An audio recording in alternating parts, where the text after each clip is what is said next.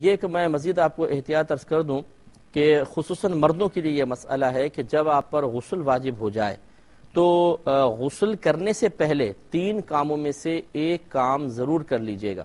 Number 1، یا تو تھوڑی دیر دوبارہ سو جائیں بشرطے کہ نماز کے قضا ہونے کا خوف نہ ہو۔ نمبر 2، کم از کم 40 قدم چل لیں، یا نمبر 3، پیشاب کر لیں۔ اس کی وجہ یہ ہے کہ یہ 3 کام ایسے ہیں کہ اگر بالفرض جسم سے جو کچھ خارج ہوا ہے اس کا کوئی حصہ پیشاب کی نالی میں باقی ہو تو ان 3 عمل سے نکل جاتا ہے۔ جب آدمی سو جاتا ہے اعضاء بالکل ڈھیلے ہو جاتے ہیں، ریزسٹنس ختم ہو جاتی ہے، تو رکے ہوئے تمام جو قطرات ہیں وہ نکل جاتے ہیں۔ پیشاب کرے تو پریشر سے نکل جاتے ہیں، اور انسان چلتا ہے تو حرکت سے نکل جاتے ہیں۔ تو یہ 3 میں سے کوئی ایک کام ضرور کر لینا چاہیے۔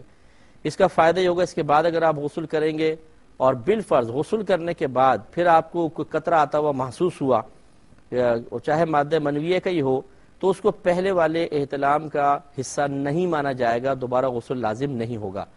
لیکن اگر آپ پہ غسل واجب تھا اور آپ نے ان 3 کاموں سے پہلے غسل کر لیا، اس کے بعد مثال کے طور پہ آپ پیشاب کرنے بیٹھے اور قطرہ نکل آیا، تو پھر دوبارہ آپ پر غسل واجب ہوگا، کیونکہ یہ قطرہ اس سابقہ جو ڈسچارجنگ ہے اسی کا حصہ متصور ہوگا، درمیان کا غسل کالعدم ہو جائے گا۔